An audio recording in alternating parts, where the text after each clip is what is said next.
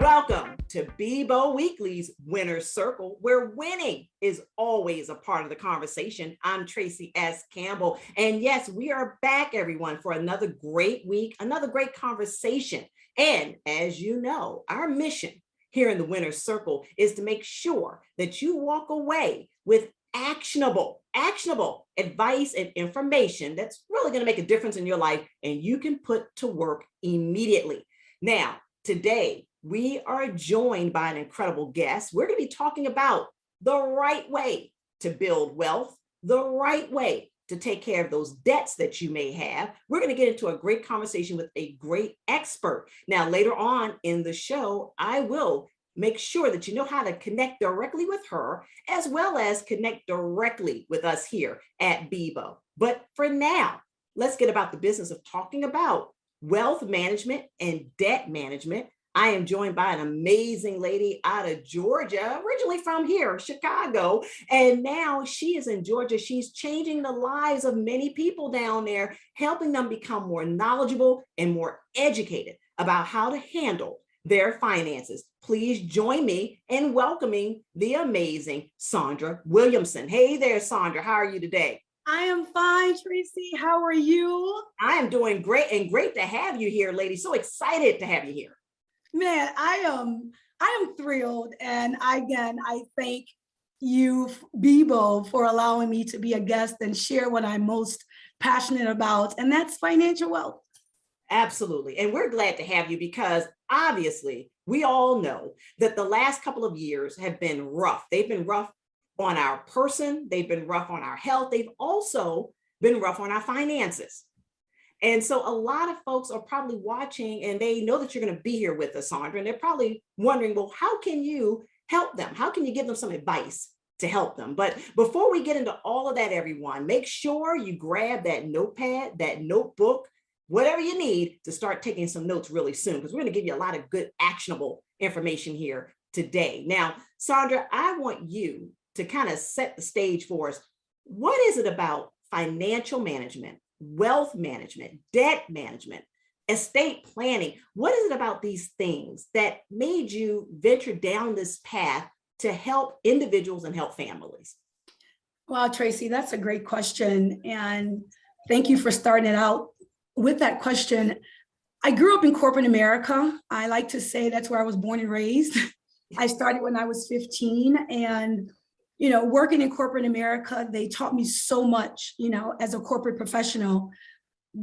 As I began to grow and build myself in corporate America, I realized that, money was important because one of my roles as an HR executive was to manage money for the organization.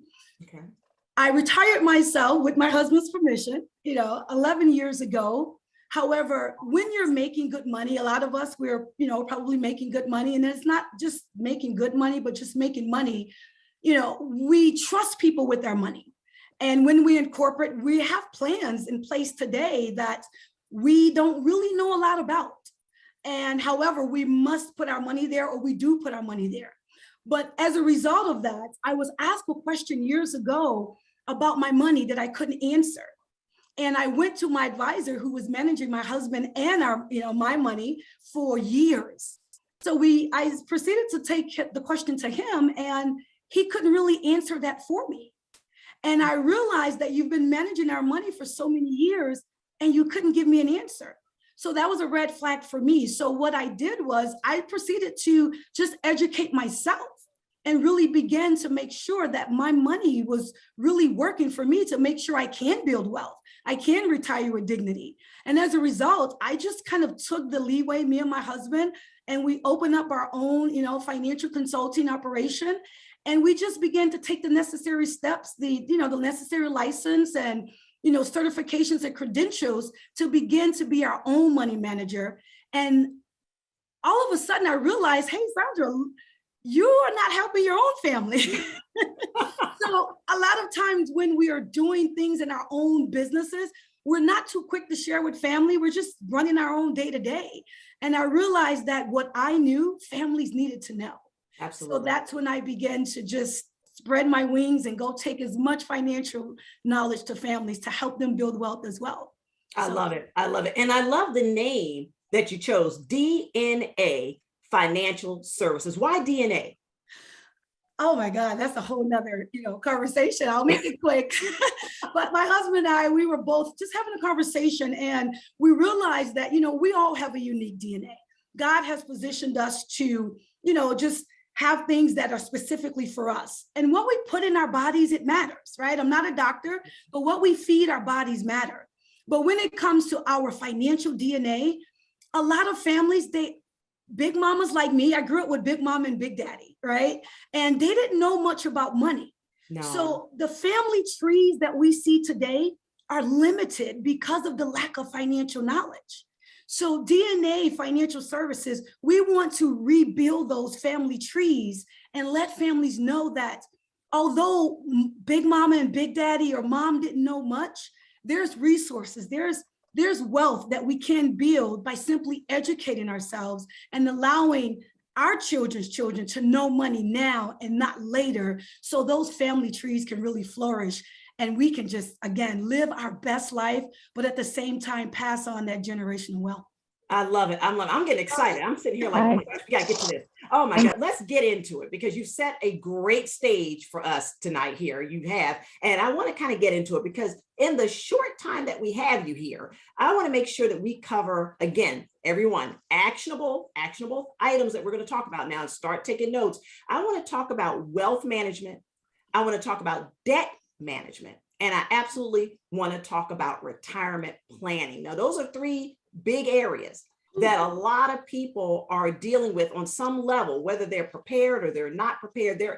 They're at some point on the path, if you will, of these three things. And we want to educate them as much as possible with some things that they can start doing right now, Sandra. So let's start with wealth management. Let's start there. Okay. If you had to give someone advice right now, maybe someone who's watching right now that is brand new to the journey of building wealth, what would you say to them? One, I would first start, there's so much I would say, but for a brand new person, I would begin to first let them know, create a budget. These are things that we probably have heard a million times, but they are steps that we should follow because they work. So for a brand new person and anyone, start a budget. We have to begin to understand that where your money is matters. Every dollar that we make should have a placeholder. Wealth is not overnight, it's over time. So we have to begin to budget ourselves so we're not overspending in areas or spending money we honestly don't even have. Exactly. So that's number one. Number two, I will begin to go back to share with them, get educated, right? Yeah. Understand your investments, right? Building wealth takes time and you're not going to learn it overnight. So we must begin to understand where our money is, but we must understand why we're winning and why are you losing? Your money can be in the bank. Ask yourself, why isn't my money growing in the bank? Why do I still have the same dollar? Right? So we have to begin to understand our money, where our investments are. And I can give you another one, Tracy, is we have to begin to understand that give yourself grace, give yourself patience. Sometimes we're too quick and we're too in a sense of a hurry to move our money.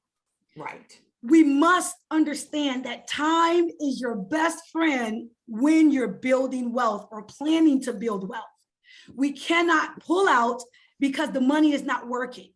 We have to let the money do what it's designed to do, and that's work for you while you work for it. I love it. I love it. I'm going to put that on a t-shirt, Sandra. Let money, everybody. Let it work for you while you work for it. If you don't get anything else out of this conversation today, make sure you write that down. That's gold. I love it. Yes, that's a gem. We like to drop gems here on the show. I think we just got one right there. And I love what you said, Sandra, that it's a patience game and it's a time game when it comes to building wealth. And we're in a day and age where Generation Z, younger millennials may not have that sense of patience that Gen X or baby boomers and beyond may have. So I love that guess what? No matter what changes in the world, certain things just don't change, everyone. And that's how you build wealth. You build it over time, you build it with grace and patience, and you work for the money while you allow the money to work for you. Absolutely, absolutely love it. Is there anything else under the umbrella of wealth building or wealth management that we should know? Because we're in the day and age of cryptocurrencies, we're in the day and age of trading, we're in the day and age of all these things that you hear more about that than you hear about stocks and bonds and some of the things that we grew up hearing about. What is your take on how to build wealth or the right way to manage the wealth that you've accumulated? Wow, that's another great question. So I would start by, again, diversification, is key. And we're in a generation where our young adults, I'm a mom of 6, by the way. Wow. I'm a grandmother. I'm a grandmother of 1. No way. No way. Wow. So, our young adults, they're making good money. And we must understand that they're already in the zone of diversification. Yes. But when you're looking to build wealth, we cannot be as afraid to diversify. Again, when you're working for corporate 20, 30 years, you just get into that, I guess that funk of just letting your money sit too long and the money is doing nothing for you. But when you look at diversification, our money cannot just be in one pot, right? You rather have 10% of 100 than to have 100% of one investment, right? So when you're looking to invest, don't be afraid to diversify. Don't be afraid to put your money in different areas, not just stocks. Stocks is not the only investment to build wealth. You have other commodities that you can consider, and we can maybe tap into those a little later, but diversify. The other thing is you have to protect your wealth. A lot of times when I sit down with families and business owners, building wealth is one thing, but the wealth that we've built, who should be protected? The person that's making or creating the wealth, right? So you have to understand protecting your income and protecting you is key to planning wealth.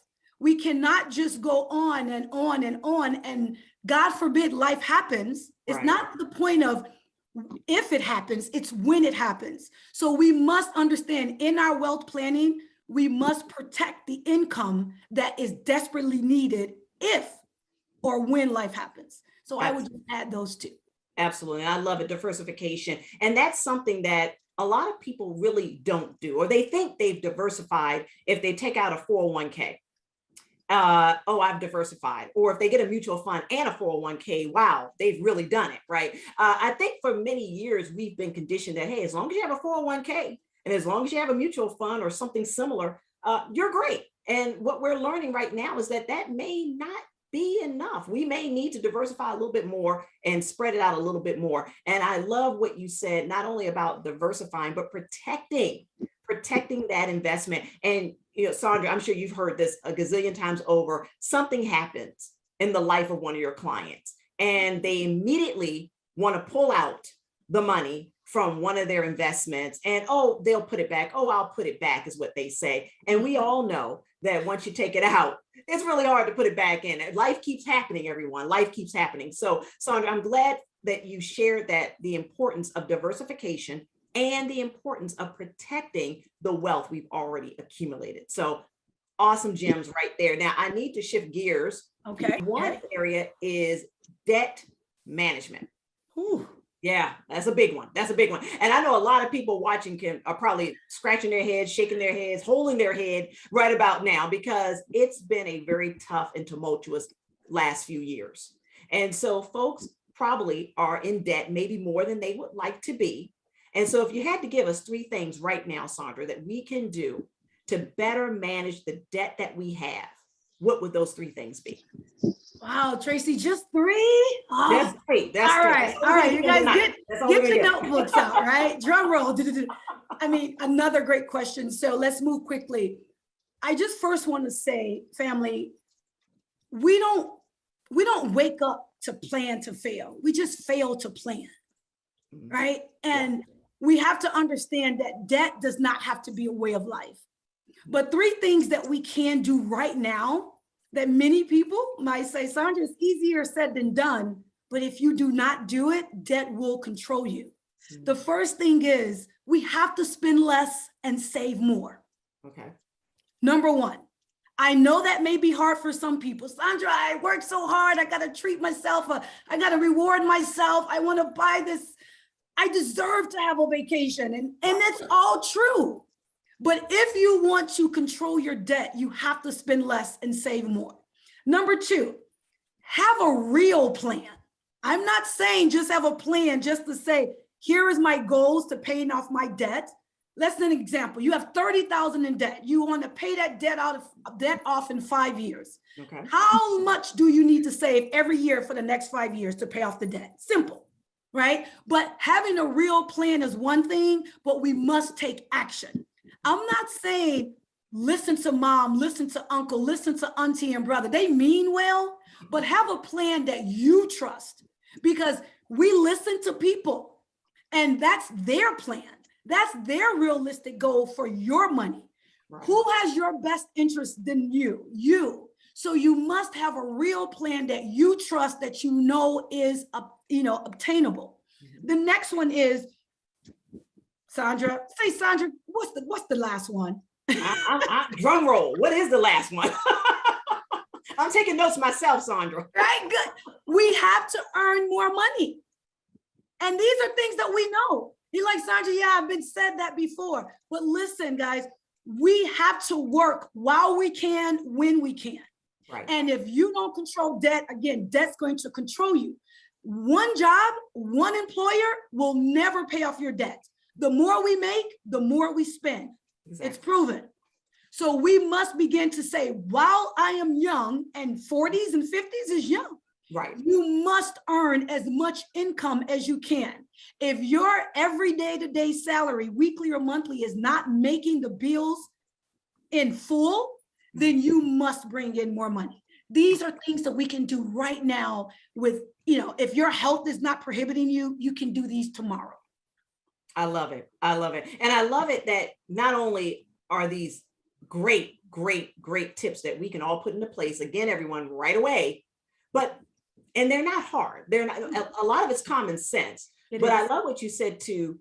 Spend less and save more. That sounds so easy. It sounds easy, but let's be honest, everyone. Most of us don't do that, or we do it at a level where we're still not reaping the benefit of debt management. If anything, we're creating more debt and we're creating more bills and more headaches, right? So I love the fact that you said that, Sandra, right at the top: spend less, save more. It's a simple formula. But again, many of us don't do that. And I love what you said about, look, 40s, 50s, even 60s nowadays, it's not old anymore, everyone. You don't have that excuse anymore. So you need to work as much as you can during that time period of 30s, 40s, 50s, maybe even early 60s. Work as much as you can if your health will allow, so that you don't have that stress later on. I love it. I love it, Sandra. Yes, you're right. You're absolutely right. And if we're able to do those things, just those 2 things, we may actually lower a lot of the debt that we've incurred. And a lot of us have incurred debt, and we still don't know how we got into debt.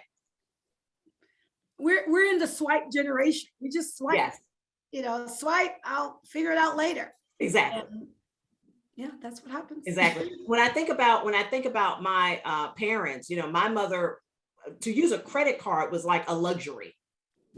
Yeah, she was old school. You only used the credit card for emergencies and that once a year treat, if you will, maybe around Christmas time. Everything else was cash, or she had saved and allocated a certain amount of money for a certain thing, and then she had a budget the rest of the time. And I tell you, we used to complain and used to, have teaser, or, oh, why can't we do this? Why can't we do that? And looking back, Sandra, she was absolutely right, because some of the things I've gotten myself into, I should have listened to mom and the old school way, if you will, of conducting your finances. Yep. Absolutely. Absolutely. Well, everyone, you should have a page of notes right about now, but guess what? We have more coming. Because now we're going to move from wealth management and debt management. Now we're going to move into retirement planning. So Sandra, is it safe to say that if you've done a decent job at wealth management and wealth building, if you've been pretty good at debt management, then you should be in a fairly good position? Well, it's fair to say that if you started early, a lot of us didn't start early saving, right? But it is also to say it's not just that. So when we look, at retirement, everyone wants to retire. Absolutely. But two things, two questions we ask ourselves in retirement, or you don't have to wait for retirement. You want to know two things. Will I, right? You just ask yourself, will Tracy outlive her money in retirement, or will your money outlive you? Okay. Many people outlive their money because they don't have enough. Right. Okay. And those are two scary questions that many of us don't even think about today because we feel we have time. Again, we don't. So when we look at building wealth in retirement, we know you should start early. A lot of us know these things, but what can we do now? If we're in our 20s and you're on this live or wherever you are, start where you are. But I can tell you 67% of retirees start planning in retirement at 65, and it's too late. And I'm not saying too late where there's no hope, but the income and the retirement funds is not there to last them their entire life. But let's go to a few things that we can consider. Okay. When you're looking to pre-retirement or in retirement, we use a rule, right? We use a rule called the 10-20 rule. Okay. And this is important to understand. You want to understand, number one, how much money do you need in retirement? Okay. These are questions we don't ask ourselves even today. How much money does Sandra need? I'm looking at the Zoom in retirement because it goes back to our goals. If we don't have a target, we need to know how much we need to save, how much we need to stop spending, how much more money we need to bring in to hit the goal. So 10 in the 10-20 formula, the 10 represents the income protection, but the 20 represents your retirement need. This is a quick cheat sheet everyone can do now. Okay, I'm gonna pause you. I want to make sure we got that. So the 10-20 rule, that 10 is indicative of what now? I want to make sure everyone gets this. That 10, you should times that, whatever you make for the year, times that by 10. Okay. That number will signify how much income protection a family will need. Okay. So if you make 50,000 for the year, you times that by 10, that's $500,000. Simple math, right? So minimally, you should be protecting your family's income for 10 years. If you're no longer here, where and how do your family carry on? Okay. Minimally, they can be okay for 10 years. Is that true? Yeah.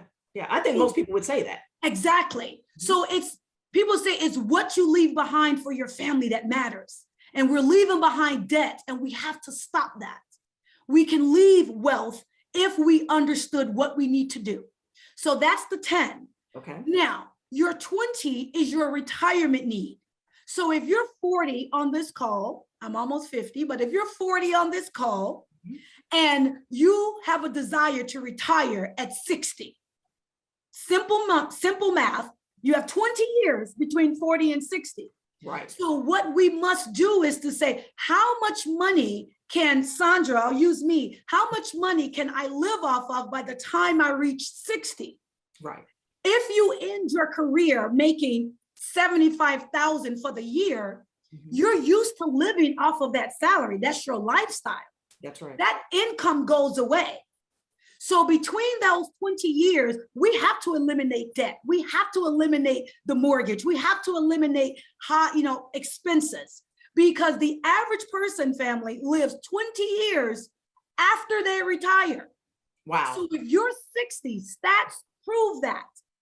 Medicine, technology is keeping us alive longer. That's a good thing. But the problem is we have no money. We're not prepared for it. We're not prepared. Right. So if you left making 75,000 a year, you times that salary by 20.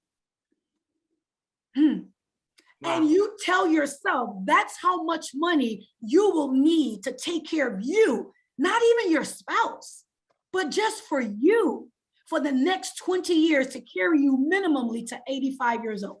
Wow. Beyond gold. Everyone, please make sure you write that down, that 10-20 rule, to prepare yourself for the future, especially for retirement. But Sandra, again, some of this can be alleviated. I'm assuming, I'm going to make sure I'm understanding you correctly and everyone else is, if we spend our healthy years in our 20s, 30s, 40s, 50s, maybe even older than that, working as much as possible or having multiple streams of income as much as possible, doing all those things to minimize the debt, to pay off things so that we can alleviate some of that pressure when we do hit age 65. You're absolutely right. And Tracy, I want to add this as well. You know, our money has to make money. So even when we're working, I share this with everyone that I touch. When you're asleep, your money must be working for you. Right. When you wake up and you say, Lord, thank you for today, or whatever you say, you plant your feet on the floor, you should be saying, how much money did my money make? Right.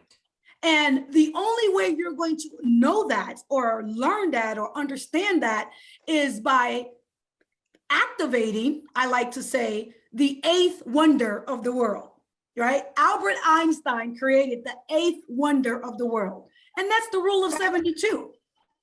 Many people may have heard of that rule or may not, but that rule is going to help us build wealth faster. That's really, our money has to be on supercharge.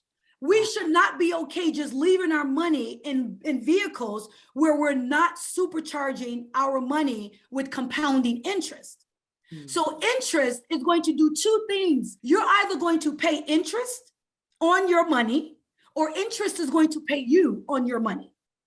We're too busy paying interest on credit cards and student loans and mortgage, and the list goes on and on and on. But Exactly. we're forgetting to pay us. All right, let me pay me so I can make some money off of my money. That's right. So if we can practice that and learn, where can I get good interest on my money? The rule of 72 is simple. Take 72 divided by the interest on your money. So if the banks are clearly giving us 1%, not even today, I'm just being generous. Right. 1% on your $10,000, your money is working for you every 72 years. Oh, wow. We You don't be want dead. that. Right. Exactly. You may You not won't be even here. That's to right. spend it. So how do we supercharge retirement? How do we supercharge our income is to fight for interest. And how do you fight for interest? You have to sit down with the professional to help you or show you what plans, what options are out there so you can win in the money game. Awesome. Well, Sandra, I got to stop you because we are nearing the end of this conversation. Of course, we're going to keep the conversation going, but please, everyone, if you are not as excited and as energized and as geeked up as I am with Sandra's wisdom tonight, I don't know what's wrong with you. Okay. We got to make sure that you are in a winning position. This lady can help you get there. Well, they can go to my Instagram page at Talk with DNA #1, at Talk with DNA #1. They can reach me by my website, which is DNA-financialservices.com. All of my contact information is in there to reach me. I would love to sit down with you and help you and your family build a solid financial wealth future. Absolutely. Well, we're going to have to get you back, Sandra, because I'm sure we could go on and on. There's so much we didn't even uncover. But everyone, again, another winner in the winner's circle, helping you to win as well.